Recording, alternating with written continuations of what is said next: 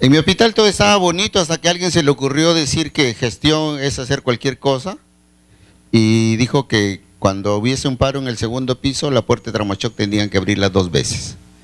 Y cuando había un paro en el tercero, tenían que abrirlo 3 veces. Y cuando había un paro en el cuarto, había que abrirlo 4 veces. Y cuando estaba el paro en el quinto piso, había que abrirlo 5 veces. ¿No es cierto?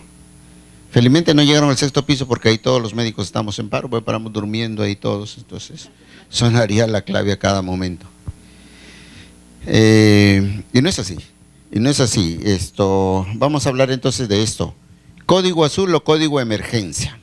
Código azul o código emergencia trata de cómo se activa el equipo o el team de emergencia en un establecimiento de salud, sea cual fuera el nivel, sea cual fuera la capacidad resolutiva de esta institución. Clave azul o código de emergencia. Entonces, nosotros tenemos por costumbre siempre tener algún santo y seña como tenían los militares en alguna oportunidad, ¿no es cierto? Igual en casa, igual cuando tenemos una cita ciegas, ¿no? Me envías la clave, ¿no es cierto? O nos ponemos de acuerdo con que algo nos va a identificar.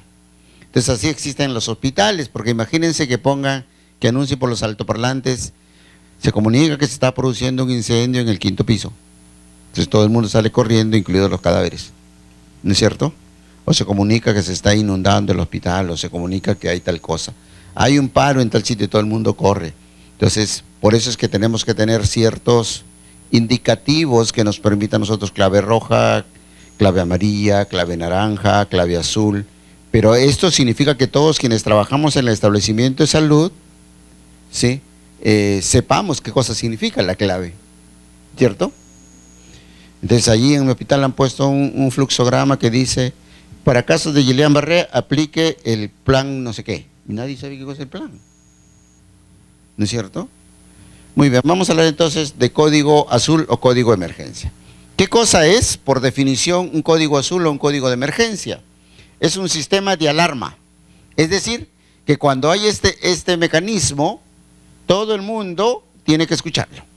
Es un sistema de alarma que implica el manejo de los pacientes en paro cardiorrespiratorio. Entonces, el código de emergencia o código azul es un sistema de alarma para activar el equipo en caso suceda un paro cardiorrespiratorio. ¿No es cierto? Por un grupo entrenado, ¿no es cierto? En casa también deberíamos tener, ¿cómo vamos a evacuar la casa? Pero para eso tenemos que estar entrenados, ¿no es cierto? Con un grupo entrenado, con funciones previamente asignadas, es decir, que cada uno de nosotros sepa qué cosa va a hacer y en qué momento lo va a hacer. De tal manera que en estos códigos de emergencia o en estos equipos de emergencia no hay nombres, hay cargos. El médico de guardia, la enfermera de piso, el técnico de tal sitio. O sea, todos tenemos funciones específicas y asignadas. Esto significa la responsabilidad que tenemos cada uno de conocer cuál es nuestra función específica y que de alguien lo organice y que alguien lo socialice, lo evalúe y lo mejore. ¿No es cierto?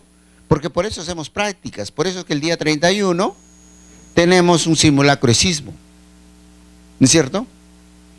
¿Quién lo organiza? INDECI. ¿Quién lo evalúa? Nadie. ¿Quién supervisa? Nadie. ¿Qué sucede después? Nada, ¿no es cierto? Un grupo de inútiles, eso es verdad que esto graban, ¿no? Un grupo de gente, nos agarramos de la manito, bajamos, nos ponemos en un círculo y dice abrácense, abrácense, y la mayoría sigue chateando, ¿no es cierto? ¿Quién evalúa esto? ¿Quién sabe si lo hacemos bien? Entonces, cada una de las funciones debe estar previamente asignadas, con lo cual el procedimiento se efectúa en el menor tiempo posible. Recuerden que el paro cardiorrespiratorio es una enfermedad tiempo dependiente.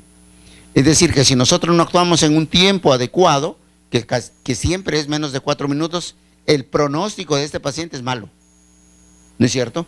Y que por cada minuto posparo, las posibilidades de que se recupere disminuyen un 10%. Es decir, que a los 10 minutos de paro, la posibilidad de que tengamos un paciente recuperable desde el punto de vista neurológico es prácticamente nulo. Asiste calientito, asiste con los ojos abiertos, ¿no es cierto? No existe prácticamente, ¿ok? Entonces, y con coordinación entre todos ellos, es decir, que todos sepamos, si bien es cierto, cada uno tiene que saber qué hacemos, también tenemos que saber quién es el líder y qué hacemos todos como equipo. ¿Para qué? Para obtener un mejor resultado. Entonces, es un plan, es un sistema de alerta que se activa en caso de paros cardiorrespiratorios por un equipo preparado, por un equipo entrenado, por un equipo que sepa cada uno de sus integrantes qué hacer individualmente y como grupo, y cuyo objetivo final es la mejora del paciente. Se aplica no solo para los pacientes que se encuentran en paro cardiorrespiratorio establecido, o sea, no solamente para aquellos pacientes que hicieron paro, ¿cierto? Este código de emergencia o código azul no solamente para los pacientes que tienen paros ya establecidos, sino también en aquellos que por su condición o trauma se prevé la inminencia de un paro cardiorrespiratorio en los minutos siguientes a su ingreso. Por ejemplo, un paciente politraumatizado. Por ejemplo, un paciente hecho séptico. Por ejemplo, un paciente con tromboembolia pulmonar masiva, que sabemos que en cualquier momento este paciente puede hacer un paro, ¿no es cierto? Entonces, en ellos también el equipo de paro tiene que estar en permanente alerta para actuar en caso fuese necesario. O sea, no solamente es para los que ya hicieron paro, sino para aquellos que en cualquier momento, o en el momento más corto, o en el tiempo más corto, podrían hacer paro. ¿Ok? Esto nos obliga ¿a qué? A que el personal de enfermería, sobre todo, tenga calificados sus pacientes, ¿no es cierto? Ustedes tienen una estación de enfermería acá. ¿Quiénes son enfermeros aquí? Muy bien, muy bien. Tienen una estación de enfermería aquí y casi siempre los pacientes más graves los ponen cerca a ustedes, ¿no es cierto? Tanto así que si ingresa un paciente cuando queda la última cama, hacen movimiento de camas. ¿Por qué? Para estarlo monitoreando y estarlo observando más detenidamente y más de cerca. ¿Ok? Entonces, esos pacientes que saben ustedes que en algún momento se pueden complicar, que en cualquier momento pueden hacer un paro, son aquellos pacientes a los cuales nosotros le podemos aplicar el código azul o el código emergencia. Esta charla tiene un objetivo. ¿Sí? Tiene un objetivo, es publicar una guía de manejo de reanimación cerebro-cardiopulmonar, publicar una guía de manejo de reanimación cerebro-cardiopulmonar. Recuerden que el objetivo final en la RCP moderna es salvar cerebro. Gracias. Ya no es salvar corazón. A mí de nada me sirve tener un corazón que lata o un paciente que respire si no tiene vida de relación con el medio ambiente. O sea, de nada me sirve a mí, no tiene ninguna satisfacción.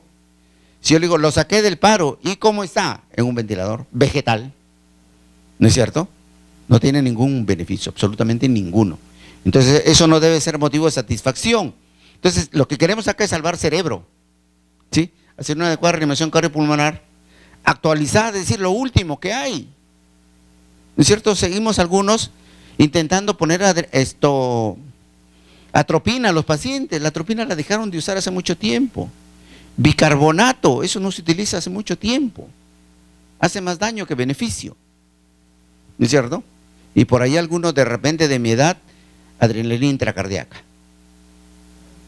¿no es cierto? Hay cosas que ya no se hacen. Entonces tenemos que tener actualizado para optimizar el trabajo del personal de salud. Cada uno de nosotros tiene que hacer lo que sabe hacer en primer lugar, ¿no es cierto? Cada uno de nosotros tiene que hacer lo que sabe hacer. Y para saber hacer algo tienes que estar preparado. Si no, no hagas nada, por favor. ¿Ok? Trabajo optimizar el trabajo del personal de salud y la sobrevida de los pacientes que presentan paro cardíaco. El objetivo entonces es mejorar la sobrevida de los pacientes con un trabajo que nosotros estamos preparados. Yo trabajo en TraumaShock, por ejemplo, y a veces nos critican que no hay pacientes, o hay uno, o hay dos al día. Pero ese paciente que llega a TraumaShock es un paciente paro o un paciente grave, ¿no es cierto? Que es diferente al que llega con diarreas o al que llega con amigdalitis a la sala de observación. Entonces el trabajo que realizamos cada uno de nosotros, ¿sí?, es totalmente diferente. Yo no puedo ir a la 1 de la tarde a almorzar sin la preocupación que en cualquier momento me va a llegar un paciente a trauma shock. En cambio, el que está en urgencias o el que está en sala de observación sabe que su paciente puede esperar, ¿no es cierto? Y puede almorzar tranquilamente. Y si se pone grave, ¿qué hacen? Pasa trauma shock. ¿No es cierto? Entonces nosotros, los que hacemos trauma shock, tenemos que estar permanentemente alertas. Tanto así que lo único que me cambió es el pantalón, porque está una chaqueta y un mandil encima, ¿no? Muy bien. ¿Cuándo se debe activar el código azul o el código de emergencia? ¿Cuándo se debe activar? Debe activarse ante cualquier situación que amenace la vida del paciente. Debe activarse ante cualquier situación que amenace la vida del paciente. ¿Cuántos médicos hay aquí? Aparte de mis 2 residentes que han venido. 1, muy bien. 2.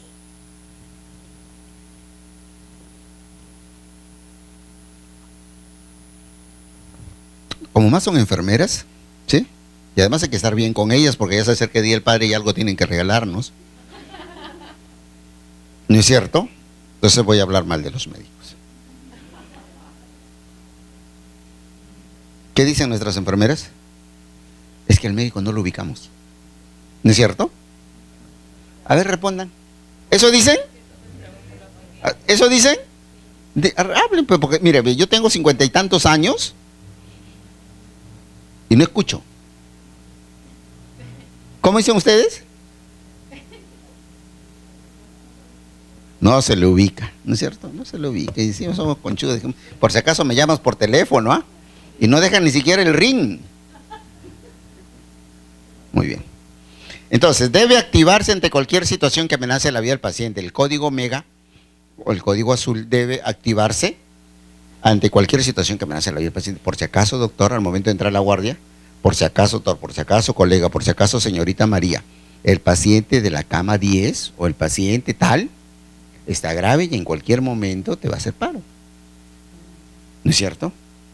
Y por eso es necesario hacer reporte de guardia, de la entrega de guardia. Por eso es necesario. ¿Cierto? ¿Qué decimos? Todo estable, chao, ya me voy, buena guardia. Sí, eso sí es que hicimos buena guardia, ¿no es cierto? Entonces, por eso existe. Debe activarse entonces el código de emergencia de cualquier situación que amenace al paciente. Puede y debe ser activado por cualquier persona. Puede y debe ser activado por cualquier persona, no necesariamente por el médico, ni por la señorita enfermera, ni por la señorita técnica de enfermería. Por cualquiera de nosotros que tenga la capacidad de diagnosticar un paro establecido o un paro inminente. ¿Ok? Puede ser activado, puede y debe ser activado. O sea, es algo impositivo. Debe ser activado por cualquier persona, independientemente de su formación profesional, que crea que es necesaria una respuesta de emergencia. Después nos van a decir nuestra vida, ¿no es cierto? Después nos van a decir nuestra vida, pero no importa. Una vez que se activa el código de emergencia, permite la reunión de todos los miembros del equipo de reanimación mediante el uso de una señal sonora de comunicación. Código de emergencia, código azul en 5º piso, código azul en cirugía, código azul en medicina, código azul en gineco y neonato, código azul, ¿no es cierto? Y esta activación de una señal sonora o de comunicación, lo que puede ser hacer sonar la sirena de la ambulancia, por ejemplo, si es que está la ambulancia, y si es que está, si tiene sirena, y si tiene sirena, que esté el chofer. O de comunicación utilizando códigos especiales. Pero esos códigos especiales tienen que ser conocidos por todos nosotros, ¿no es cierto? Existen miles de planes de contingencia en los hospitales. ¿Quiénes lo conocen? Nadie.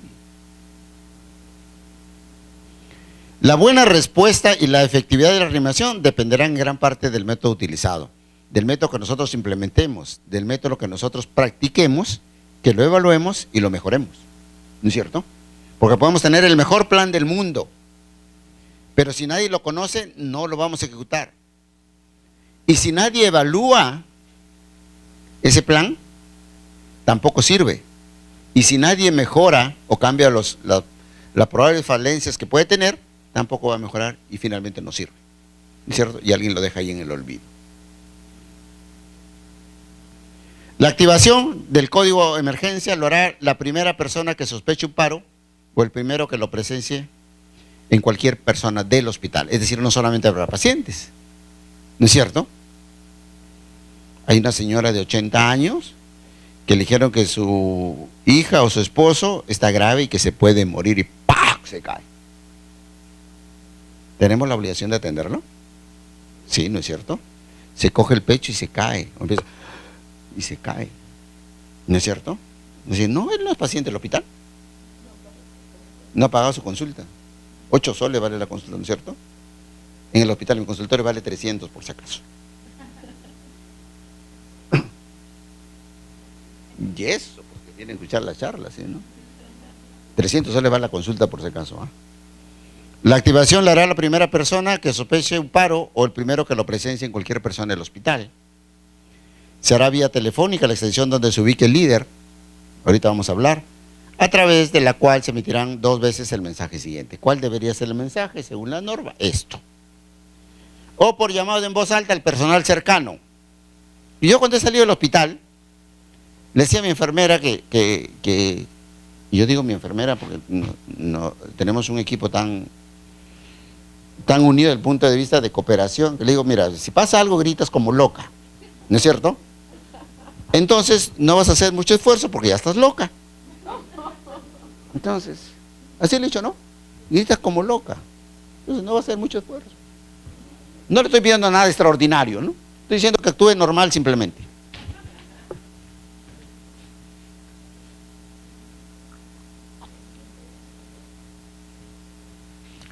O por llamado en voz alta al personal cercano, en los casos en los cuales esa opción sea la más apropiada. Cuando está disponible todo el personal asistencial. Código azul en 5º piso. Código azul en sala de operaciones. Código azul en tal sitio. Pero tienen que saber qué cosa es el código azul. Cuando yo regresé al hospital después de 11 años, le comentaba a los residentes, escuchaba a Clavia Chige. Clavia Chige, yo no sabía qué demonios era Clavia Chige. ¿No es cierto? Hasta que me enteré que cada vez que se rompía el termómetro tenía alguien que venir a tratar de chapar las bolitas que se caen del termómetro de mercurio. ¿No es cierto? No sé para qué. ¿Para qué le juegan canicas de repente? Código azul. Código azul en tal sitio, código azul en tal sitio, 2 veces, por favor. ¿Sí? Pero, repito, la persona que está escuchando tiene que ser consciente que código azul significa paro cardiorrespiratorio. ¿Ok? Porque si no, muchos de nosotros van a estar escuchando y está bien, pues. Muy bien. Una vez que se activa código azul, acudirán a la habitación donde está el paciente, el médico de piso, el médico de UCI y si se requieren los médicos de emergencia. ¿Ok? Porque se supone que si hay un paro en trauma shock, no necesitas tener paro en trauma shock, ¿no es cierto? Acudirán a la habitación donde está el paciente, el médico de piso, el médico de UCI y si se requieren los médicos de emergencia. Solamente si alguno está realizando una reanimación simultánea, seguirá en su sitio de trabajo. Solamente si el médico está haciendo otras maniobras de RCP en algún otro paciente, ese se queda allí. Después todo el resto que forma parte del equipo tiene que acudir a la zona donde se ha producido el evento. Las enfermeras y auxiliares asignadas al inicio de cada turno para el código azul deberán acudir en forma inmediata al sitio respectivo. ¿Esto qué significa? Normalmente no hay médicos en piso, ¿no es cierto? Es médicos que estamos en emergencia. Entonces la enfermera se convierte en la líder del equipo que queda en piso. Entonces al momento del ingreso a la guardia, tiene que decir, oye fulana, tú y yo estamos hoy como equipo de emergencia, como equipo de código azul o como equipo de código de emergencia. Por lo tanto, tú, Juana, me revisas el coche paro. Por si acaso tú, María, me revisas el monitor desfibrilador. Y por si acaso yo, voy a ver si está el médico. ¿No es cierto? Entonces, al momento del paro, al momento del ingreso a la guardia, uno tiene que armar su equipo y saber quiénes están asignados al equipo de código de emergencia. ¿Ok? Muy bien.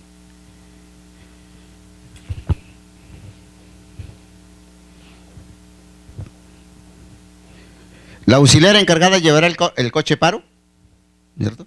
La auxiliar, la que le dijeron, tú estás en el equipo, llevará de inmediato el coche de paro y el desfibrilador al sitio de reanimación.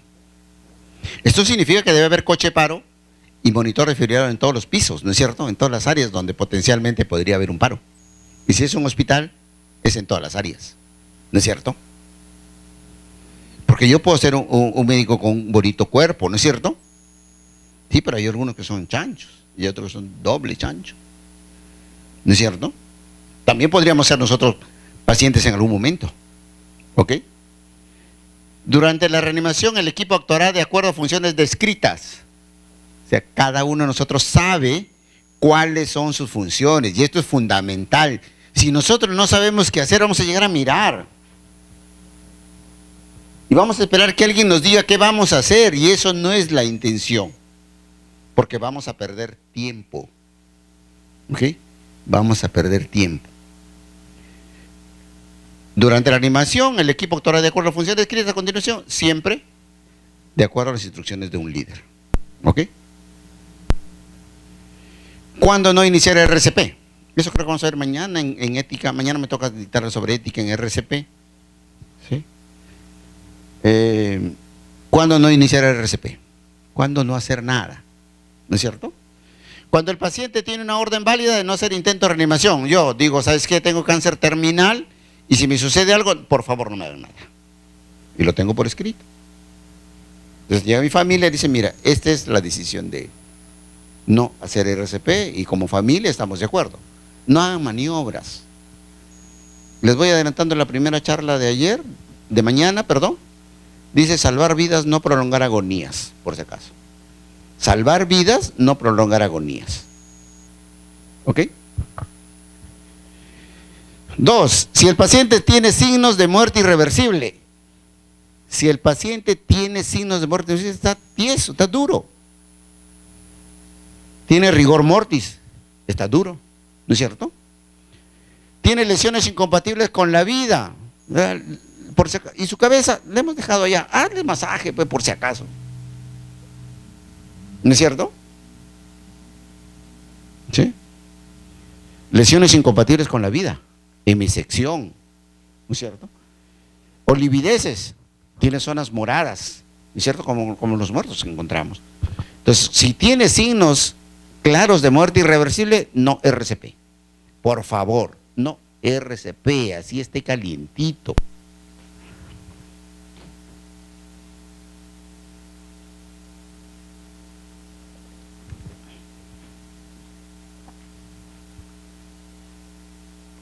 Y tercero, cuando no se pueden esperar beneficios fisiológicos a pesar de la terapia máxima.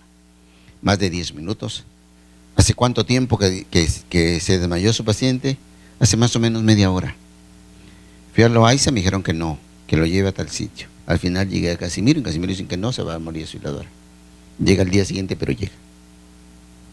Entonces, cuando ustedes no pueden esperar ningún beneficio, a pesar de que hagamos el esfuerzo máximo, no se puede hacer nada. ¿No es cierto? He dicho emergencia para salvar vidas.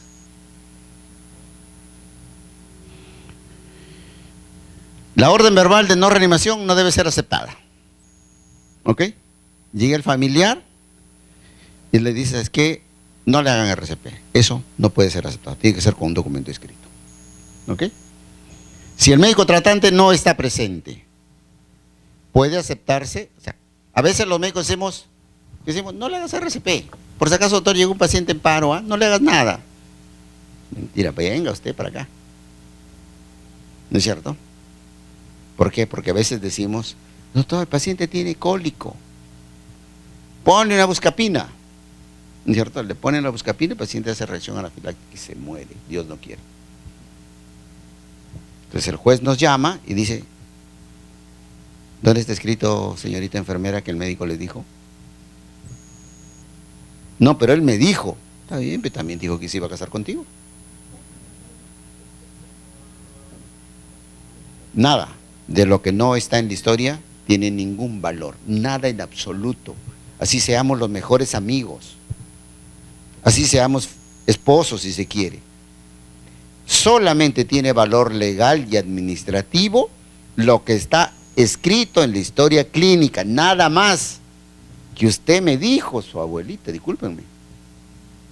¿No es cierto? ¿Ok? Ahora, ustedes le creen al médico y les dice por teléfono, pónganle pues, con la confianza que pues el médico va a escribir. El médico tratante debe escribir no reanimación en la historia clínica y explicar racionalmente los motivos de dicha orden. ¿No es cierto? No reanimación. Paciente con signos de muerte cerebral. Se decide no hacer maniobra de reanimación, se conversa con los familiares, porque son los familiares quienes finalmente deciden si nosotros vamos a hacer maniobras avanzadas o no. La decisión de iniciar RCP o de suspender RCP es exclusivamente el médico, ¿no es cierto? Es exclusivamente el médico en el caso de que el paciente tenga signos inequívocos de muerte, ¿no es cierto? Si yo recibo un paciente con cianosis distal, con midriasis paralítica, en paro, ese paciente no tiene ninguna posibilidad de sobrevivir y puedo decidir no hacer maniobras de reanimación. Pero esa es decisión exclusivamente del médico.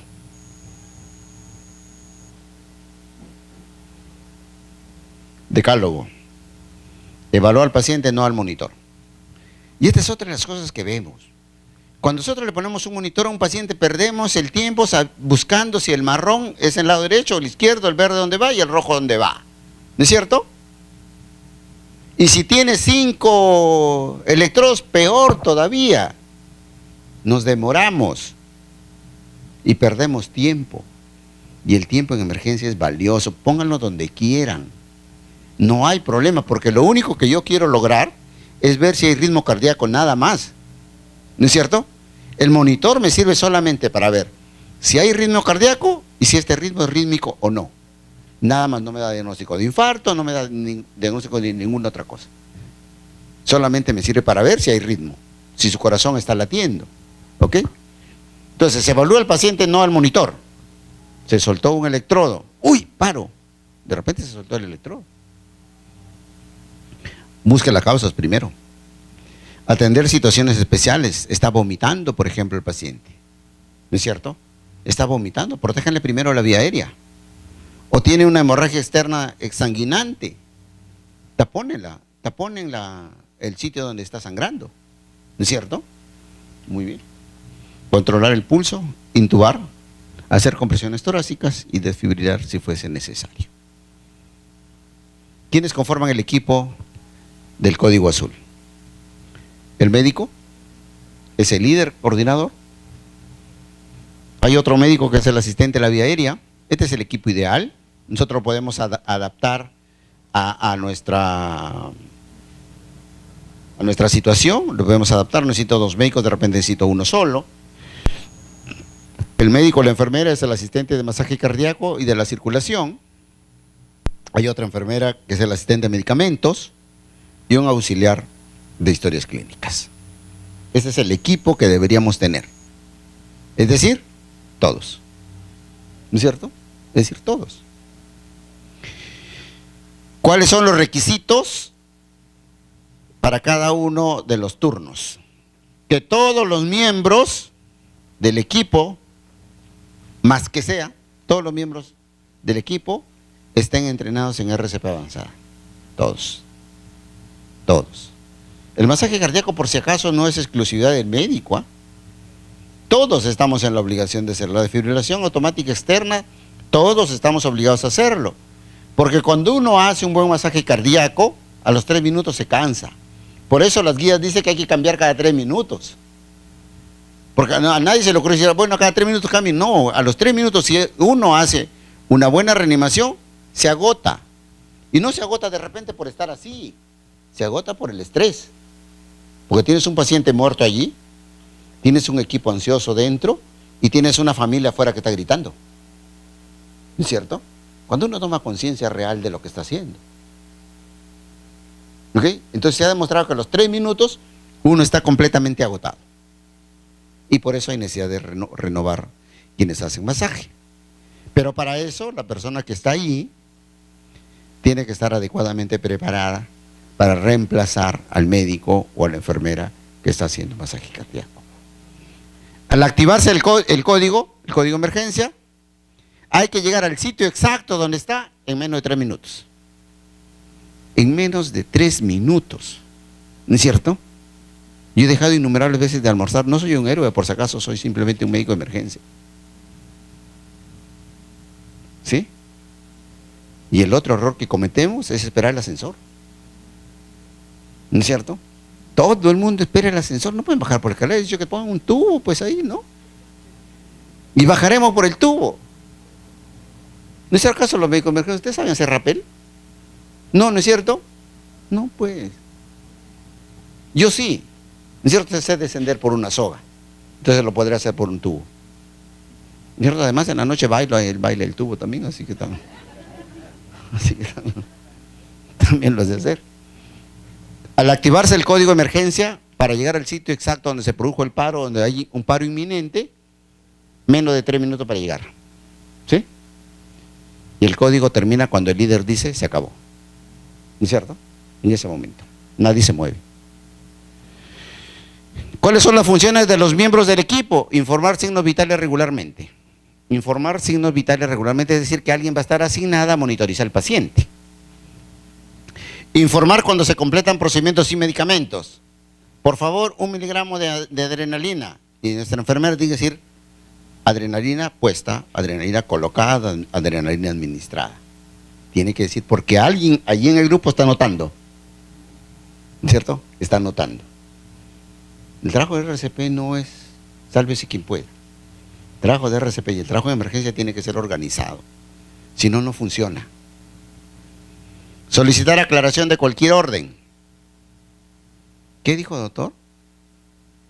Y este es el motivo por el cual en emergencia tenemos que trabajar gente que se lleva bien. ¿No es cierto? Gente que nos llevamos bien. Yo me llevo bien con todas siempre y cuando me den café. ¿No es cierto? Sí, pues es cierto, ¿no?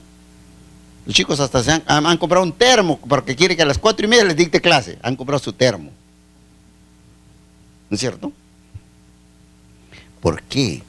Porque si no yo estoy acá, el residente está acá, o el asistente, el residente está acá, la enfermera está acá, la otra enfermera está acá, el técnico está acá y empiezo. Como el chavo.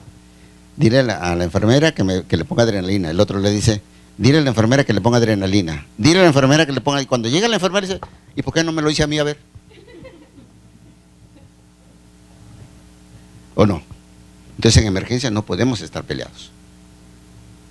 Es el mejor sitio para demostrar que verdaderamente trabajamos en equipo.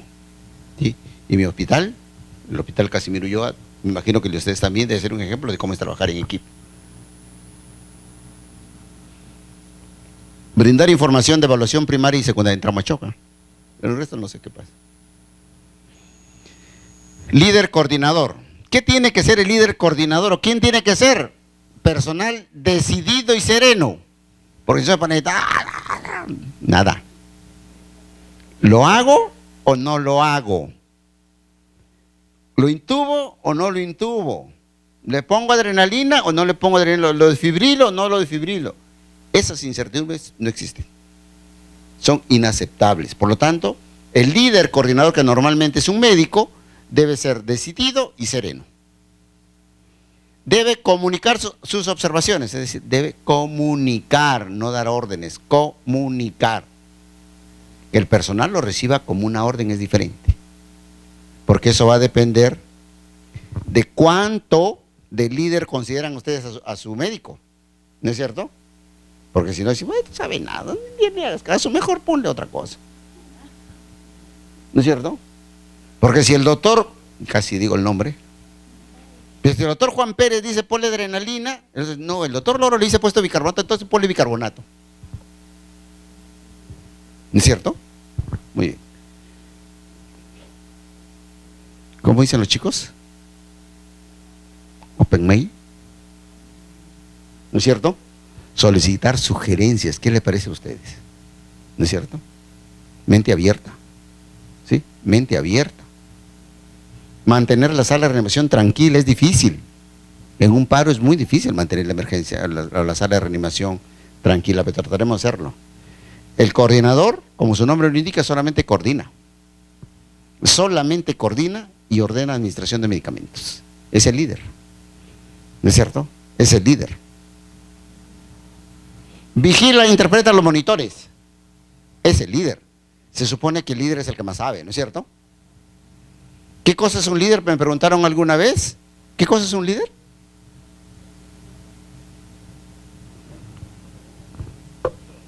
Dos líderes conozco yo, ¿no es cierto?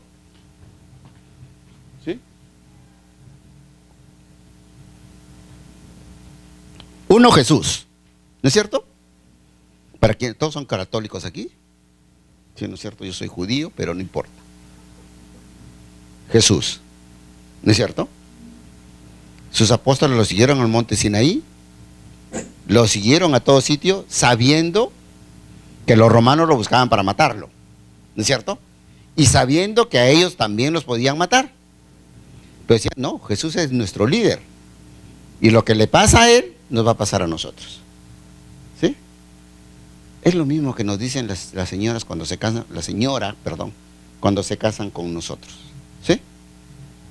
Una vez una colega en el hospital, estábamos almorzando juntos, y me dice, Lorito, porque a mí no me gusta que me digan loro ni nada, me gusta que me digan Lorito.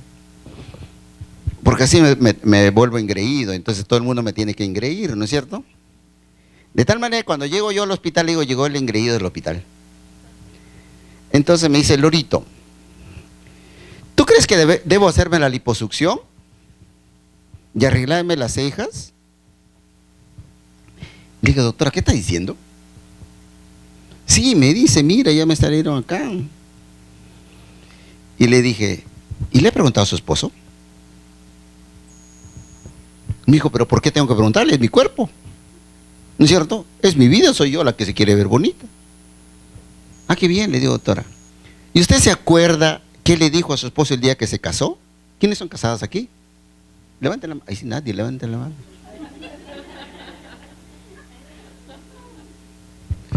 Mira, yo llevo un anillo acá de oro blanco, ¿no es cierto? Que ni la enfermera de epidemiología ha sido capaz de hacérmelo sacar. O sea, porque le dije, ¿sabes qué? Tráeme los estudios donde diga que los anillos de matrimonio transmiten enfermedades. ¿No es cierto? Mira. Ahí está la huella, mira. 26 años. Muy bien. Pero no digan que soy fiel por si acaso. ¿Ah?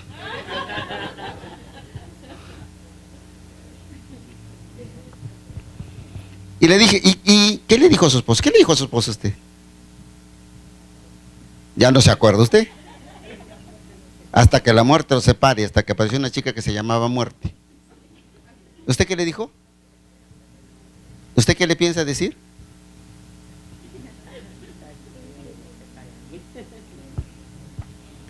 Hasta que la muerte lo separe, dice el cura, ¿no? Eso dice el cura. ¿Nosotros qué decimos? Nos casamos para envejecer juntos, ¿no es cierto? Para envejecer juntos es lo que decimos siempre, ¿no es cierto? Y entonces, ¿por qué la doctora quería volverse joven? Le estaba faltando a la promesa que le había hecho a su esposo, ¿no es cierto? Muy bien. Entonces, cuando mi esposa le dice, qué guapa que estás, le dice, gracias a mi billetera, le dijo. Muy bien. Ahí está mi esposa, mírenme. Ahí está mi esposa, ahí estoy yo, ahí está mi hijo mayor. Y aquí están mis dos hijas. Este es mi pueblo. Esta es la unidad de shock trauma de Casimiro Ulloa. Este es el incendio en Mesa Redonda. Esto es el accidente en Coracora, Ayacucho. Esta es la zona de cadáveres del 15 de agosto del 2007 en Pisco. Y este es el equipo de Brigada de Intervención Inicial del Ministerio de Salud. Y este que está con chaleco amarillo soy yo. Ahí. Cuando estaba joven. Ahora ya no sirve para nada, solo para dictar charlas. Entonces el líder coordinador vigila, interpreta monitores, asesora y constata que todas las personas cumplan sus funciones, por lo tanto tiene que saber cuáles son las funciones de cada uno del equipo. Se asegura que la vía aérea esté adecuadamente manejada, ¿sí? Se asegura que la vía aérea esté adecuadamente manejada, constata que el masaje se haga de manera efectiva. Pero para yo saber que la vía aérea está bien manejada o que el masaje es adecuado, tengo que saber colocar un tubo y tengo que saber hacer masajes. ¿No es cierto? Por eso no tiene ningún sentido. Revisa la permeabilidad del acceso venoso. Médicos y enfermeras tienen que saber colocar vía venosa periférica. ¿No es cierto? Los residentes de emergencia tienen primero que aprender a colocar vías venosas periféricas. Si no pueden colocar vías venosas periféricas 16 o 14, no sirven para nada. ¿No es cierto? En Traumachoc del Casimiro Ulloa no se pone ninguna otra que no sea 14 o 16. Si la enfermera que pone 20 lo mandan a pediatría. ¿No es cierto? La enfermera que no pone lo mandan a consultorio de gastro, de oftalmo, esas cosas. Y el médico también. Puede cambiar la función de cualquier miembro del equipo y en caso necesario reemplazarlo. ¿Te cansaste?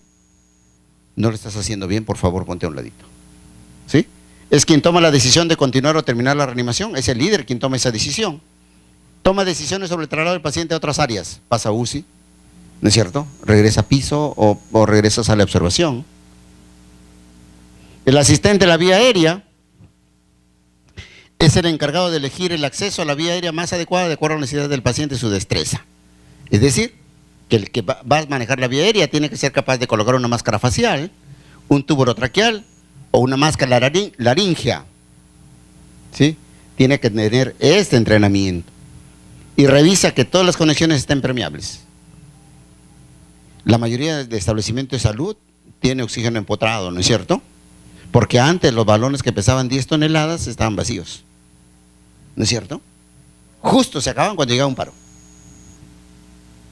Y esa es la otra obligación que tenemos nosotros que hacer al momento de entregar la guardia, señoritas enfermeras, verificar que los equipos y los insumos estén operativos, que el desfibrilador funcione, que haya gel, ¿no es cierto? Que el coche paro esté completo. El asistente de masaje de la circulación, ¿quién es? La enfermera, responsable de evaluar estado de conciencia, ausencia de respiración y movimientos, pulso carotido ausente, ruidos cardíacos y color de la piel. Es decir, estos son los puntos que van a valorar ustedes. O quien esté asignado a esta parte que es el asistente de masaje cardíaco, por si acaso, no le dices ya doctor, póngase boca abajo. ¿No es cierto? De masaje cardíaco, ahora lo voy a corregir, le prometo que voy a corregir porque está medio feo esto. Asistente de masaje cardíaco y circulación. Responsable de evaluar estado de conciencia, ausencia de respiración y movimiento, pulso carotido ausente, ruidos cardíacos y color de la piel. Inicia el masaje cardíaco. Es el encargado de realizar la desfibrilación cuando está indicado de acuerdo a las instrucciones del líder. Es decir, que nuestro personal de enfermería tiene que estar. ¿Alguien se formó en el Hospital Central de la Fuerza Aérea aquí? ¿Alguien? ¿Alguien rotó por la Fuerza Aérea? Bueno, allá en los lejanísimos 1993, que yo hacía la residencia, ¿sí? En la unidad de cuidados intensivos, el reporte de la guardia lo hacían las enfermeras, no los médicos. Lo hacían las enfermeras. Entonces, si a paciente a las 3 de la mañana hizo fibrilación ventricular y le administramos silocaína, ¿verdad, doctor? Te decía. Y nosotros decíamos, sí, estamos durmiendo, porque es la única que están ahí. Pero el reporte lo hacían ellas, ¿no es cierto? El reporte lo hacían ellas. Ellas porque en la UCI era un matriarcado, ¿no? Todas eran enfermeras.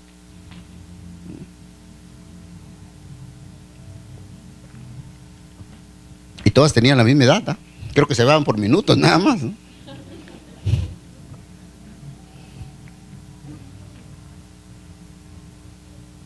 Pero daba gusto, porque cuando uno llegaba ahí, pues, sentías que llegabas al albergue, algo así, y todos te daban ganas de decirles abuelita, ¿no?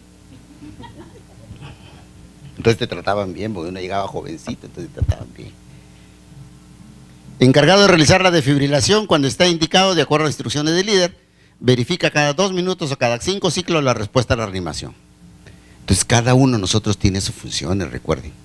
Por eso es que esto tiene que estar planificado, esto tiene que estar socializado, practicado y evaluado. Si no, no funciona. Si no, esto es solamente teoría, ¿sí? Y por la teoría me pagan a mí, no a ustedes. ¿No es cierto? Por venir a explicar esto me pagan a mí. El asistente de medicamento, ¿qué hace? Canaliza vía periférica con catéter grueso 16 o 18. 14 y 16 debería ser en realidad. La teoría dice 16 o 18, ¿sí? No hay más. Canaliza vía periférica con catéter grueso 16 o 18. Así, en politraumatizado 2 vías. Y por favor, las vías en trauma shock o en emergencia se ponen en la flexura anterior del codo, aquí, ¿no es cierto? Porque si no, ustedes se pasan.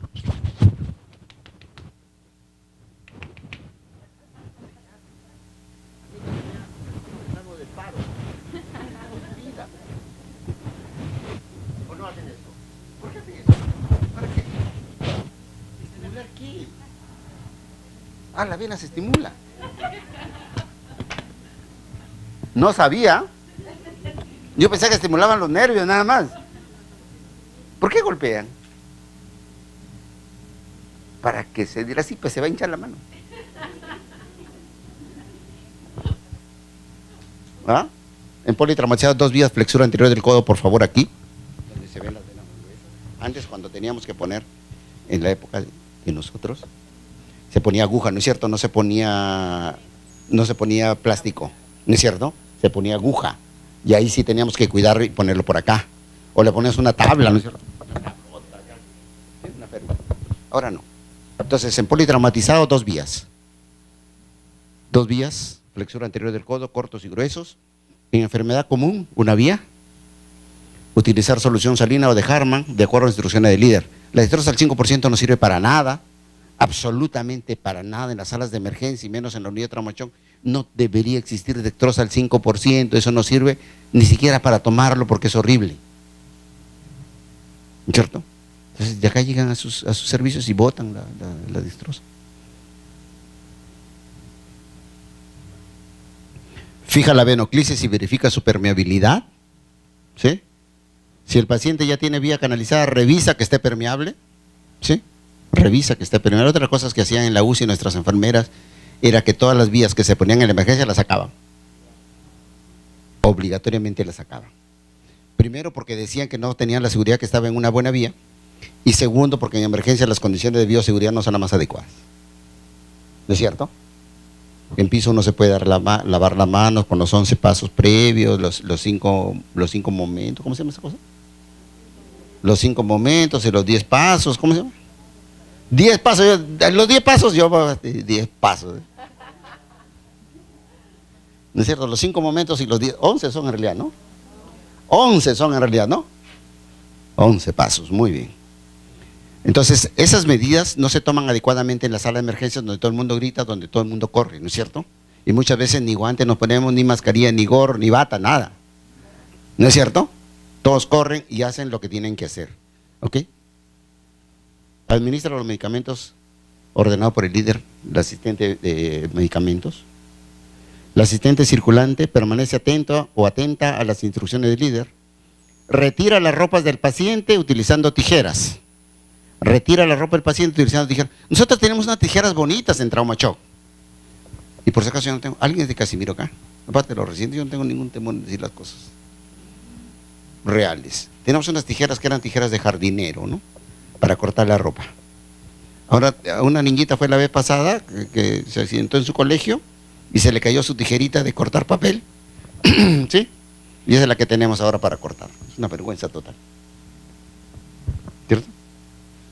Y la persona que va con jean eso no lo corta. ¿No es cierto? Retira la ropa del paciente utilizando tijera. Corten, por favor. Si el paciente está grave, corten la ropa. Córtenla. O corten la puntita y jálenlo. No pierdan tiempo. Conecta los electrodos, coloca el tensiómetro y el oxímetro de pulso y consigue el desfibrilador. Pasa la sonda vesical, la sonda nasogástrica, según instrucciones del líder. Prepara al paciente para todos los procedimientos, asepsia y suministro de elementos requeridos. Revisa conexiones, catéteres, oxígeno, succión, sondas, etc. Es decir, el personal auxiliar pasa la sonda vesical, sonda nasogástrica, prepara al paciente y revisa las conexiones. El que lleva el registro de la historia clínica, ¿qué cosa hace? ¿Alguien se tomó mi café?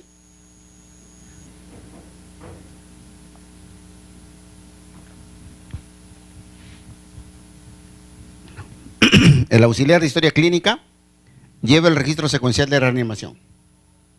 Va registrando cada paso que nosotros damos.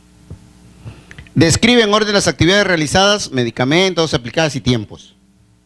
Es decir, tienen que tener una hojita, ¿no es cierto?, donde monitoreen qué cosas estamos haciendo, igual a la hoja de monitoreo de intoxicación por órganos fosforados, por ejemplo. ¿Ok? Lleva el tiempo que duran las maniobras e informa al líder cada 3 minutos. Para cambiar el equipo, para cambiar el que está haciendo el masaje cardíaco. Y al finalizar la animación realiza un informe. ¿Para qué? Para reponer los insumos y materiales que hayamos utilizado. ¿Cuáles son los errores más frecuentes? Ya para ir terminando, porque ya la mayoría se está durmiendo, ¿no?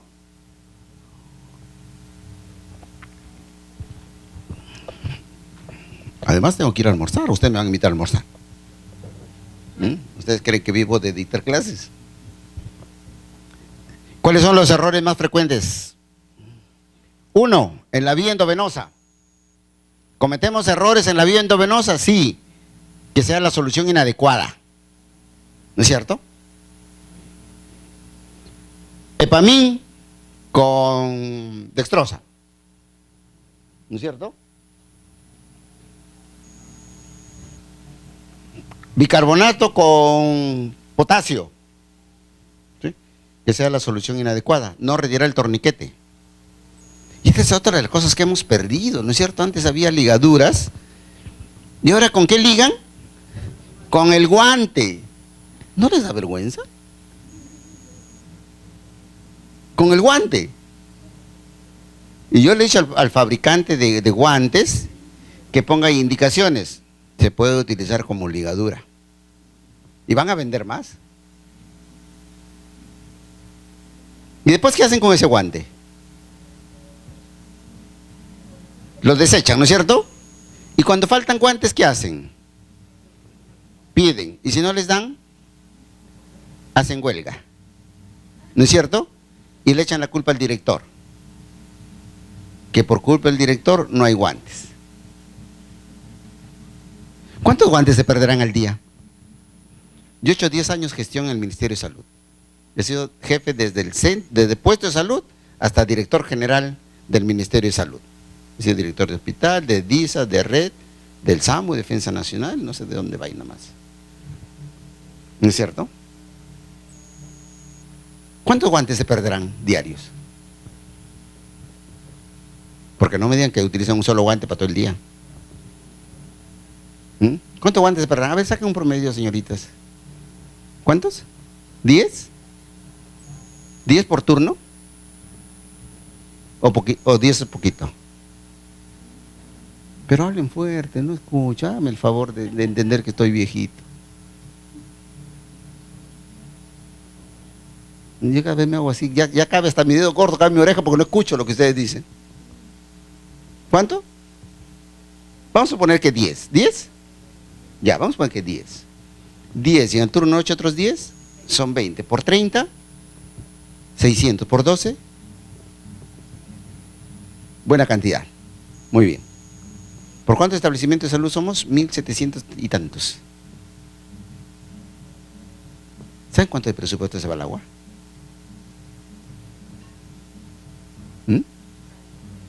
Bastante. Muy bien, sigamos. No retirar el torniquete. No levantar el brazo. Recuerde que cuando uno administra adrenalina, y estas otras cosas que no tenemos en cuenta. Le hemos puesto una extensión DIS a un paciente, ¿no es cierto?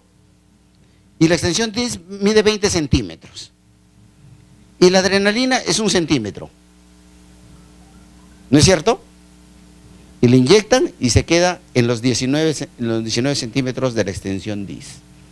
Si usted no le corre un chorro de 20 centímetros de líquido y levantan el brazo, ese paciente no va a tener ningún efecto porque la adrenalina sigue estando allí. Y encima le conectan la bomba de infusión a 30 cc por hora o a 15 cc por hora. ¿No es cierto? Y no pasa el medicamento. No pasa. Por lo tanto, no va a haber ningún efecto. No lavar la droga administrada a 20 centímetros cúbicos, eso por si acaso no es para los que son de Huánuco o de por allá. No lavar la droga administrada significa no pasar el chorro a 20 centímetros cúbicos después de haberlo administrado. En vía aérea, ¿qué es? ¿Que alguien se olvidó de intubar? Dijo, no, esperemos un ratito. Todavía está en 8.5 y el profesor dijo cuando estaba en 9. ¿No es cierto? Olvidar intubar. Lo otro es obsesión por intubar. A todo el mundo queremos intubar. ¿No es cierto? ¿Sí? El código de ética o el juramento hipocrático dice primum non nocere. ¿No es cierto? Primero no haga daño. ¿No es cierto? Primero no haga daño. Denle al paciente lo que necesita el paciente. O démosle al paciente, perdón. Obsesión por intubar. No revisar la intubación. Disculpen la expresión, este es como el gallo, ¿no es cierto? El gallo de Lisandro Mesa, ragatapun chin chin. ¿No es cierto? Intuban y se van, ya está intubado, pues. ¿No es cierto? No revisar la intubación. No desconectar el ambú en la defibrilación. Esos son los errores que podemos cometer en vía aérea. En las compresiones torácicas, no coordinar con la ventilación, aunque las guías actuales dicen que ya no importa que no se coordine con la ventilación, que lo más importante, dicen las guías 2015, dice que lo más importante son las compresiones torácicas antes que la ventilación, y eso seguramente se lo han repetido innumerables veces en este curso. Obstruir la visualización del monitor. Todo el mundo está mirando ahí. Y mala colocación de las manos. Mala colocación de las manos. Ya me voy. En el monitor defibrilador, no hacer monitoría solo con palas, pónganle los electrodos donde les dé la gana, donde puedan, donde quieran, ¿sí? No cambiar el monitoreo con electrodos, está con palas y le pusieron los electrodos y no le cambiaron al monitor y sigue saliendo asistolia y nosotros decimos y 1, y 2, y 3, y 4, y sigue asistolia. No asegurar al grupo omega en la defibrilación. Es decir, ¿qué cosa es el grupo omega? El equipo capacitado para estas cosas. ¿Ok? Creo que ya acabo. Y luego viene el análisis crítico. ¿Qué hicimos bien y qué hicimos mal? Por favor, no se olviden, si nos tenemos que decir nuestras vidas, digámoslo después. El maestro Paredes de la UCI del Hospital Central de la Fuerza Aérea, cada vez que nos reunía en su oficina, llevaba café primero, ¿no es cierto?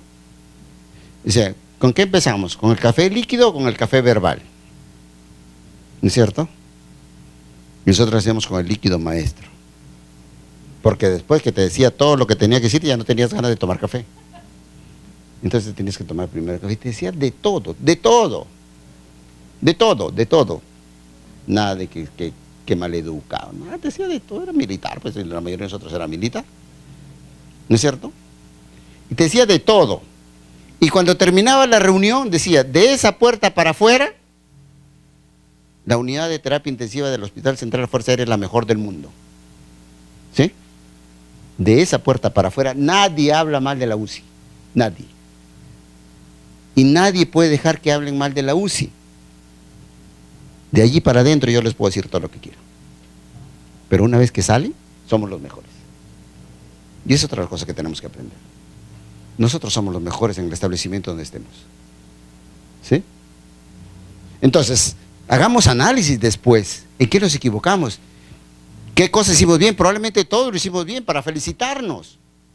Porque otra de las cosas que le reclamamos a nuestras autoridades son que nunca nos felicitan. Que solamente cuando nos equivocamos nos ponen memorándum y nunca nos dan un memorándum de felicitación. ¿No es cierto? ¿A ustedes les han dado algún día un memorándum de felicitación? No, ¿no es cierto?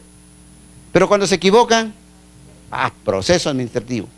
Entonces, si queremos eso, hagamos un análisis crítico de lo que hemos hecho. Un análisis crítico, reunión del equipo después del episodio de paro. Nos reunimos todos. ¿Ok? Discusión del protocolo seguido. Mira, este es el protocolo. Muy bien, Juana, lee tú tu historial. El doctor Luis Loro le dijeron que administra adrenalina y se olvidó. La enfermera le dijeron que la vía era en tal sitio y por estarle golpeando el dorso en la mano se demoró.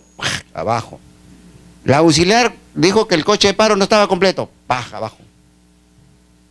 Porque ustedes tienen un protocolo y hay una persona que está llevando lo que estamos haciendo. ¿Ok? Discusión del protocolo seguido. Análisis de las decisiones llevadas a cabo. Muy bien, doctor. ¿Por qué usted nos dijo que le pongamos bicarbonato y no está en el protocolo? ¿Por qué? por tal cosa, tal cosa, tal cosa, y aprendemos, ¿no es cierto? Porque no todo lo que está allí, alguien decía, en las guías del 90 y tantos creo decía, los protocolos son excelentes libros de cocina, no son guías para cocinar, decía. Los protocolos son excelentes libros de cocina, no son guías para cocinar, ¿no es cierto? Y yo eso le digo siempre. El ceviche se hace con pescado, ¿no es cierto?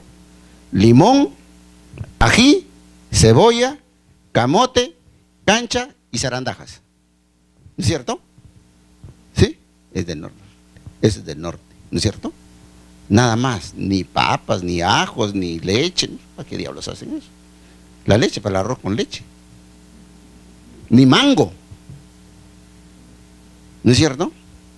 Entonces yo le digo, ¿qué pasa si falta la cebolla? Hacemos ceviche sin cebolla, pues no es cierto. Lo que no puede faltar es el pescado y el limón, la sal y la pimienta, ¿no es cierto? El norteño que no le echa pimienta a su comida no nació en el norte. La comida del norte tiene que ser con pimienta. Eso es lo que le da el sabor exquisito a la comida del norte, la pimienta. ¿Sí? En mi casa nadie come ceviche si no lo preparo yo. ¿Ok? Entonces, hace mucho tiempo la minera Vale de Bayóvar quiso buscar oro en Tambo Grande, ¿sí? ¿No es cierto? Y hubo toda una manifestación de los norteños y los carros decían así: sin limones no hay ceviche. Me acuerdo, todavía mi carro tiene eso, ¿no? Sin limones no hay ceviche. Y los únicos limones para ceviche son los de Piura. No hay otro limón. Entonces, el hecho que tengamos un protocolo no significa que tenemos que estar pegadito al protocolo. Hay algunos momentos en que tenemos que salirnos de ese protocolo, porque de repente no tenemos el medicamento que está allí. Y recuerden otra cosa antes de terminar, que nosotros vemos enfermos y no enfermedades. ¿Sí? Nosotros vemos enfermos, no enfermedades. Por eso es que no podemos meterle datos a una computadora y ella nos dice cuál es el diagnóstico. Por eso que no podemos hacer eso todavía. Muy bien. Discusión de protocolo, análisis de decisiones, recomendaciones para los futuros casos. Nos abrazaremos, diremos, bueno, lo hicimos bien, cometimos errores, sigamos practicando, sigamos discutiendo para que el próximo caso que tengamos no cometamos los mismos errores. Es la única manera de mejorar. Una vez culminada la reanimación y finalizados los trámites administrativos, cada uno de los integrantes regresará a su respectivo lugar de servicio y el coordinador de la urgencia será el encargado de reponer el stock del coche paro con la finalidad de que todo esté listo para la próxima reanimación. Como ya vino la señorita, ya me voy. Chao. Culpa de ella.